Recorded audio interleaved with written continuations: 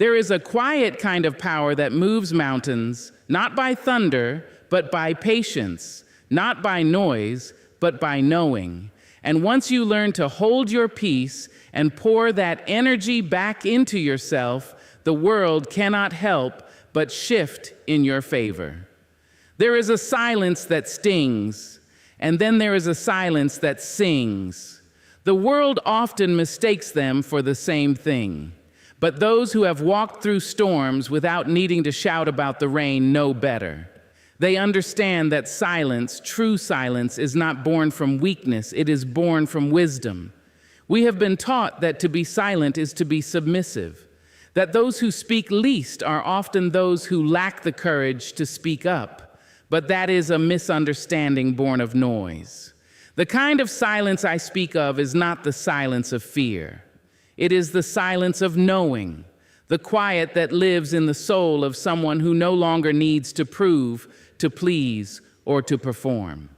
It is the deliberate stillness of a person who has learned to protect their peace. You see, anyone can make noise. It is not hard to raise your voice, to throw your energy into the air and demand that others recognize you. But power, real power, doesn't clamor. It does not need to declare itself. It doesn't scream to be seen. It simply is. And in that isness, there is strength that does not rely on reaction. There is a kind of dignity in silence that the loudest person in the room will never understand. To be silent is not to disappear. It is to reappear in yourself. It is to gather your energy where it matters. While others chase claps and compliments, you chase clarity.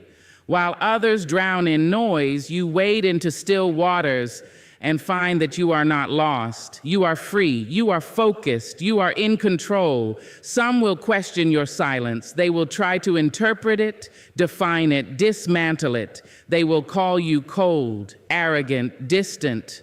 But what they do not know is that you have chosen silence not because you are empty, but because you are full of reflection, full of awareness, full of a kind of self-respect that no longer wishes to be wasted on battles not worth fighting. And yes, there will be times when silence is misunderstood as passivity.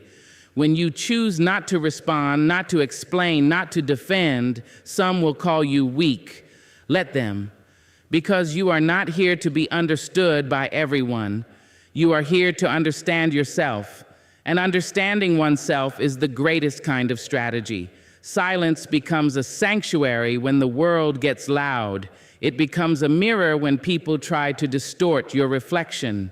In silence, you can hear your own voice more clearly than the opinions of others. You can sort through the chaos and locate your truth, the kind that isn't shaped by trends, gossip, or pressure. Silence teaches you timing. It teaches you when to speak, how to speak, and more importantly, if something even deserves a response.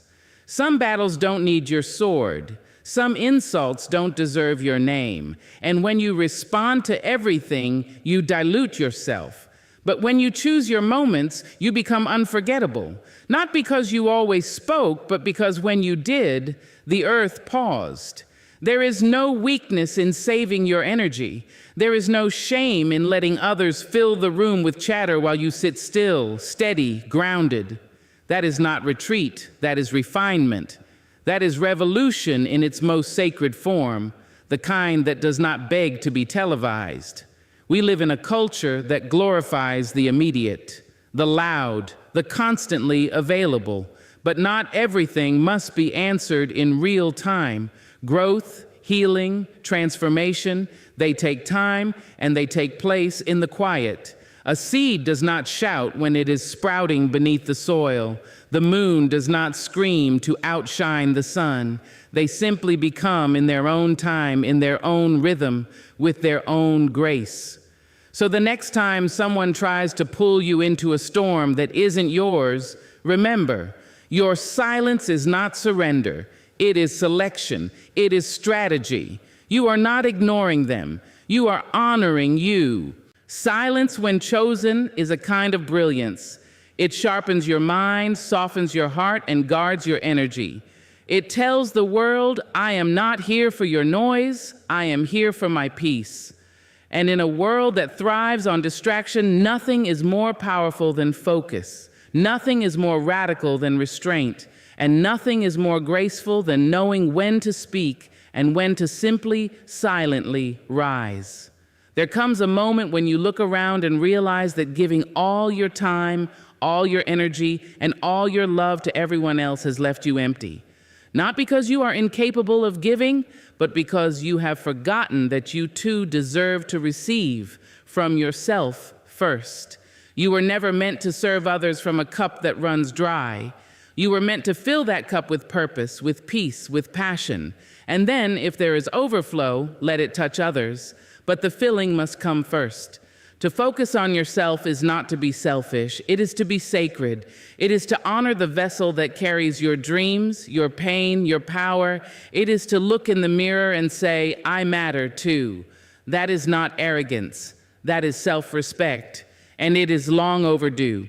Too often we are taught that to be good, we must give ourselves away. That love means sacrifice. That strength means holding everyone else up, even when we are sinking. But let me tell you, love, real love, includes you too. It includes your rest, your boundaries, your growth. And if it doesn't, it isn't love, it's performance. You do not owe your constant availability to a world that takes without asking. You do not need to explain why you're choosing to sit alone and read, why you're turning your phone off, why you're no longer answering calls that only bring confusion or chaos. That's not rudeness. That's wisdom, that's alignment, that's self-respect, wearing its most beautiful cloak, silence. When you begin to focus on yourself, the world may protest. It will ask why you've changed. It will wonder where your attention went. It will miss the version of you who always said yes, who showed up when it hurt, who never asked for much but gave so much. But you are not here to live as a memory of who others preferred you to be. You are here to live as the truth of who you are becoming. And truth, real truth, requires space. It needs time, it needs quiet, it needs care. When you decide to focus on yourself, you begin to realize that not every hand deserves your touch. Not every voice deserves your response. Not every invitation is an opportunity. Some are distractions dressed up in flattery. Some are detours trying to look like destiny. And when you respect yourself enough to say no, you start to see how peace returns like a long-lost friend. There is dignity in choosing yourself. There is healing in saying, I will no longer abandon myself to make others comfortable. Because each time you betray your own needs, your own instincts, your own well-being, you teach yourself that you are secondary, and you are not. You are the beginning of every story you will ever write. You are the root from which all your dreams must grow. And if you do not water that root, it will dry, no matter how many flowers you try to offer the world. People may compliment your petals, but you will know. You will feel the thirst beneath the beauty, and eventually it will show. So take time with yourself. Get quiet enough to hear your own voice beneath the noise of expectations. Get soft enough to hold your own hand. You do not need to rush into fixing others. You do not need to apologize for slowing down, for sleeping in, for starting over. This is your life, and you are allowed to live it at your own pace. Some will call you distant, let them. Some will say you've changed, thank them. Growth is not always loud, but it is always intentional. And when you begin to grow inward, the world outside you begins to reflect that strength. Your self-focus is not just an act of preservation, it is an act of revolution. In a world that wants you fragmented, distracted, and dependent on approval, choosing yourself is the loudest declaration of freedom you can make. You are saying, I am enough. I am worthy of my own love. I will no longer wait for someone else to see my light before I turn it on. Focus on yourself, not because others don't matter, but because you cannot pour clarity into someone else's cup while your own is full of confusion. You cannot give light while sitting in your own shadow. And when you do this, when you begin to treat yourself as someone worth showing up for, everything starts to shift. People respond to the energy you give yourself. The more you respect yourself, the less tolerance you'll have for disrespect. The more time you give yourself, the more time you'll have for things that truly matter. And in the end, you will discover that self-focus was never selfish. It was survival, it was salvation, it was sacred. Growth is a quiet thing. It does not announce itself with trumpets or demand applause as it enters the room. It does not seek permission. It simply begins, softly, invisibly, like a seed stirring beneath the soil, long before anyone can see the evidence of its becoming. We live in a world that celebrates the show, the performance, the grand reveal. But growth doesn't live there. It lives in the silence after heartbreak. It lives in the long nights when no one is watching and you are left alone with your questions, your tears, your fears, and your hope. It lives in the quiet moments when you choose not to react the way you used to, when you choose to pause, to reflect, to sit with your pain instead of running from it. That's where real change takes root, not in the spotlight, but in the shadows where character is shaped and courage is born. There is something sacred about the quiet that holds our growing. It is not a silence of emptiness, but of presence.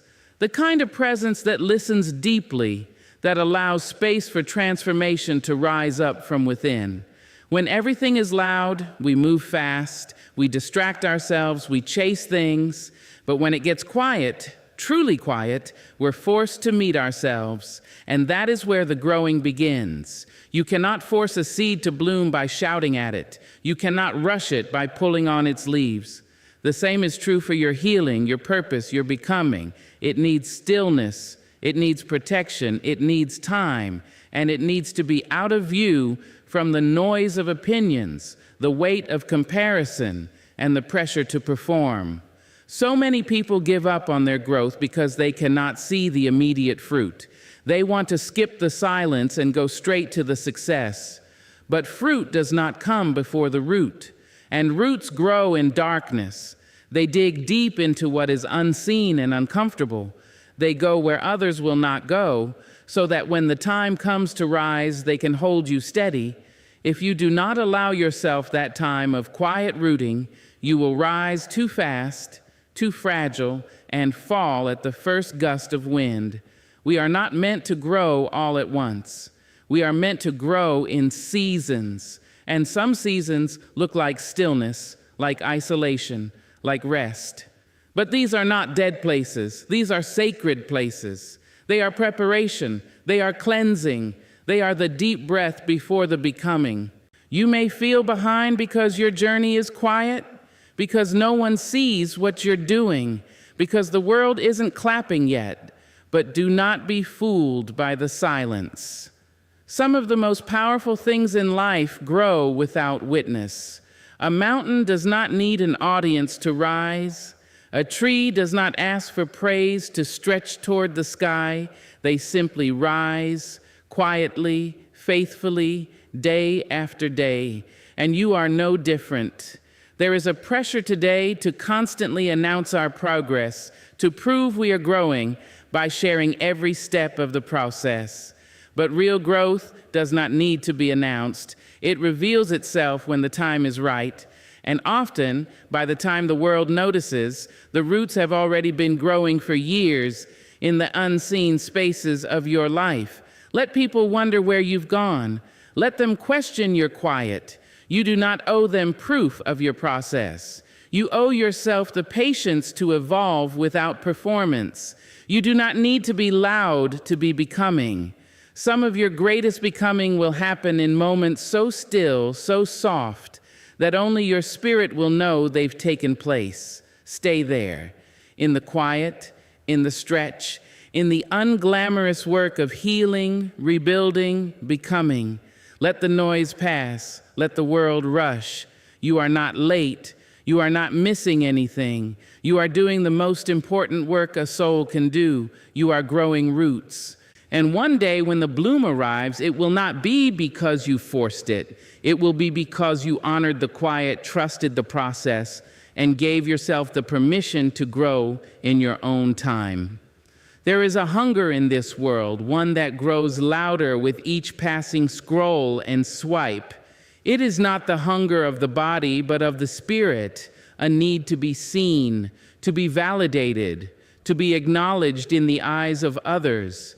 And so many chase that feeling, not knowing it is a hunger that cannot be satisfied by the spotlight. Attention, like sugar, gives a rush, but leaves the soul starving. The desire to be noticed is not wrong. It is human. But when it becomes your sustenance, when it becomes your compass, you begin to lose yourself. You start crafting a version of you that's easier for others to digest. You dilute your truth to fit into frames and filters. You shrink or inflate to fit someone else's idea of who you should be. And in all that effort to be seen, you become invisible to yourself. Attention is a drug, and like any drug, it gives you a high that wears off quick. It feeds your insecurities while pretending to cure them. It builds a false sense of self, one that depends on likes, shares, applause.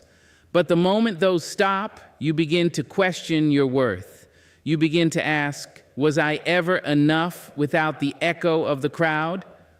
Sobriety from attention is not easy. It means withdrawing from the noise. It means sitting in the silence where your only mirror is the truth, not compliments, not comments, not the curated versions of life people present to the world.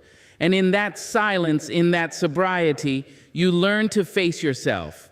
Not the self others applaud, not the self you dress up for attention, but the one who exists when the screens go dark and the room goes quiet. The hardest part about detaching from attention is the loneliness that follows, because for a while you may feel forgotten. The world doesn't reward quiet transformation. It rewards visibility. But visibility is not the same as value, and presence is not proven by presence online. Some of the most rooted, radiant people are the ones you never see because they've chosen a life of depth, not display. Sobriety teaches you that your worth is not a group project. It is not up for vote. It is not dependent on how many eyes are on you. You begin to realize that peace doesn't come from being recognized. It comes from being real. You find joy in the small, unseen victories. The day you kept a promise to yourself. The morning you woke up and didn't need a stranger's affirmation to feel whole. The night you chose sleep and solitude over one more post to remind the world you exist. In that space, you start to create differently. You begin to live not for applause, but from authenticity. You stop measuring the value of your words by their reaction and start valuing them by their alignment with your spirit. And when you speak, it carries weight, not because it's loud, but because it comes from a place that doesn't need permission.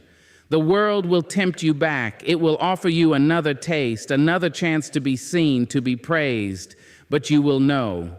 You will feel the shift in your body, the dissonance in your soul, because once you've tasted the truth of being enough without the noise, the crowd begins to feel like a cage.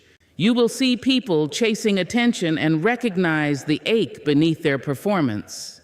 You will hold compassion, not judgment, because you've been there.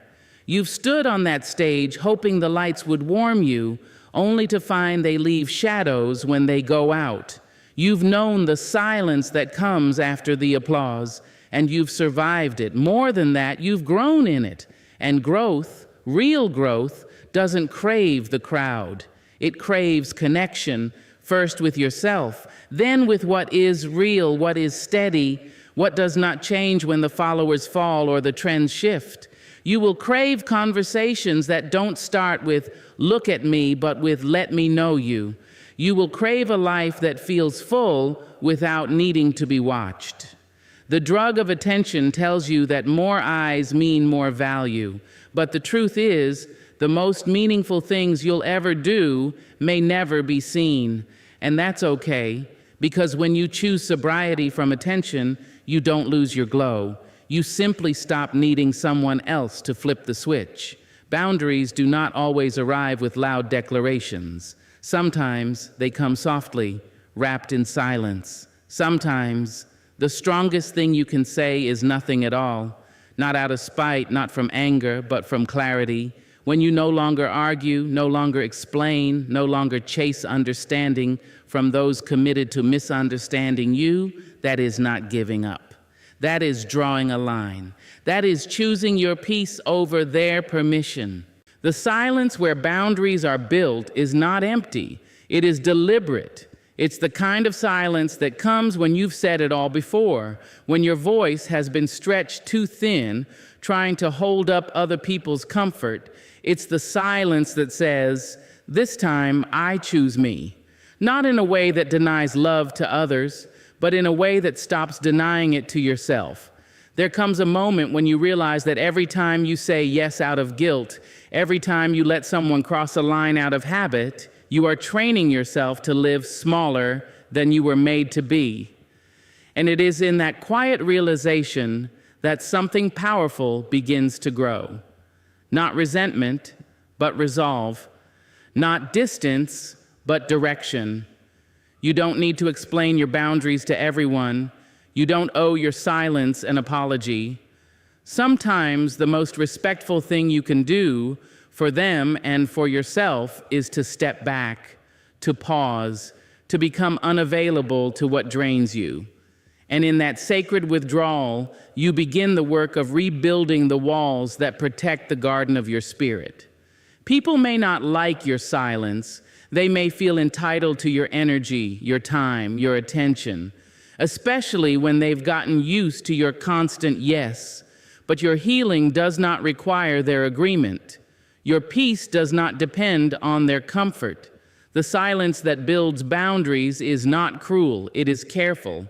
It is the kind of careful that says, "I see what I need now, and I will no longer ignore it." In the quiet, you learn to separate what is yours to carry from what you were never meant to hold.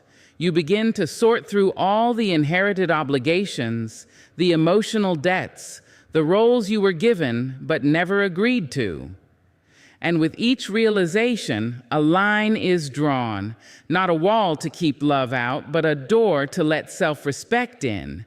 The beauty of boundaries is not in what they push away, it's in what they allow to flourish. When you stop overextending, you start to restore. When you stop explaining yourself to those who are committed to misunderstanding you, you start to hear yourself again. In that silence, your own voice returns, not loud, but sure. It tells you what you need. It tells you where your yes is sacred, and it tells you that no is a full sentence. Some will mistake your boundaries for distance. Let them. Some will accuse you of being cold, unkind, withdrawn. Let them. Your boundary is not about them. It's about your becoming. You are not withdrawing in bitterness. You are returning to your center. And from that place, everything that is truly meant for you can find you without crossing your peace to reach you. The silence where boundaries are formed is a teacher. It shows you who respects your limits and who only loved your access. It reveals which connections were rooted in reciprocity and which were built on convenience. And as painful as those revelations may be, they are necessary, because you cannot grow in soil that is constantly being walked on. You cannot bloom in a space where your needs are seen as inconveniences. In silence, you learn to choose differently. You learn that love that costs you yourself is not love. It's self-abandonment.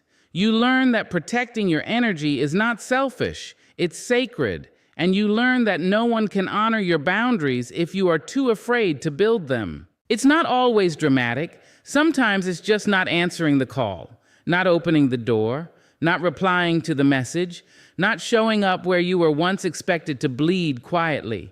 You begin to live less from obligation and more from alignment. And as your silence deepens, so does your sense of self. You no longer need to scream your worth. You simply become someone who acts like they are worthy, and the world responds accordingly. The peace that follows this kind of silence is not the absence of noise, it is the presence of self. It is knowing that you are allowed to protect what is sacred within you. It is understanding that your time, your space, your energy, your joy, none of it is disposable. And the people who truly love you will never make you feel like it is. There comes a time when the crowd walks away, when the noise fades, the spotlight dims, and the applause stops echoing through your memory. At first, that silence feels like abandonment, like loss, like something in you has become invisible to the world. But over time, if you stay still long enough, if you resist the urge to beg the world to look again, something softer begins to happen. You begin to see yourself clearly, maybe for the first time, because transformation does not need an audience. It needs honesty. It needs space to break down the pieces of you that were shaped by approval, performance, or fear, and to uncover the parts that were always true, always sacred, just waiting beneath the surface.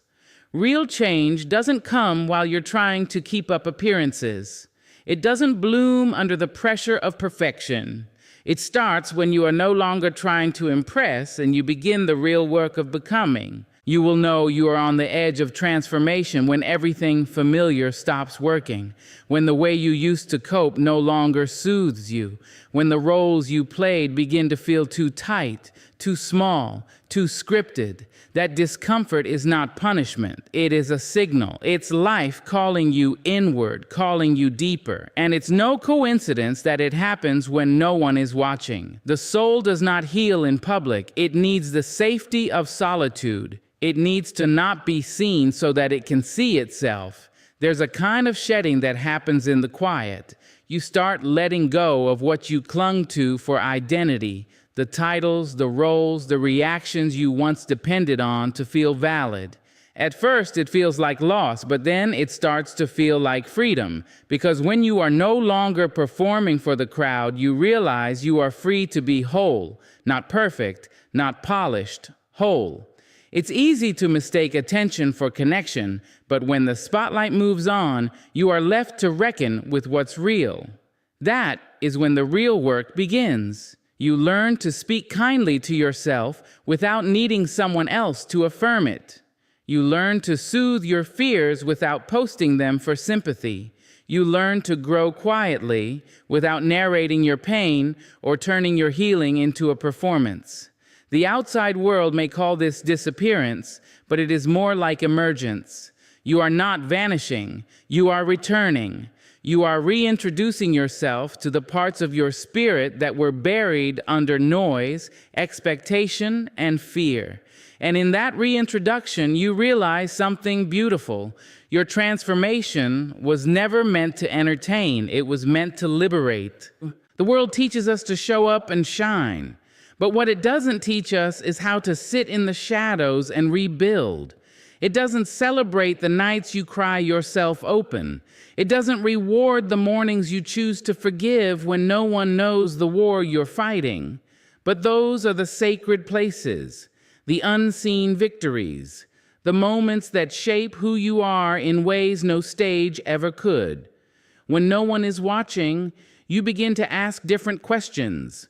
Not how do I look, but how do I feel? Not will they like me, but do I even like myself? That shift changes everything. You stop chasing applause and start chasing peace. You stop striving for relevance and start searching for alignment. You begin to build a life that feels good on the inside, even if no one ever claps for it. And as you grow in that solitude, you begin to carry something different, an energy that cannot be faked, a presence that doesn't beg to be seen. It just is, because when you've been to the bottom of your soul and made peace with what you found there, you no longer need the world's permission to be whole. You are not becoming for them, you are becoming for you. The irony is, once you no longer need to be seen, you are seen more clearly. Once you stop asking for validation, people begin to feel your groundedness. They sense your inner anchor. You don't speak louder, but your words carry more weight. You don't show off your healing, but it radiates through everything you do. And that's the quiet reward of true transformation. It shows even when you're not trying. Let the world forget you for a while. Let it turn its attention elsewhere. Use that space not to despair, but to deepen, to redefine, to rebuild, because the most powerful version of you won't need the world to look first. You'll arrive so full, so rooted, so real, that your presence will speak louder than any spotlight ever could. Let them wonder where you went. Let them whisper why you stopped explaining. Let them watch as you rise, not with noise, not with spectacle, but with a stillness so deep it commands the room. You do not need to be seen to be growing. You do not need to be loud to be heard. Focus on yourself, stay silent, and then just watch how life changes.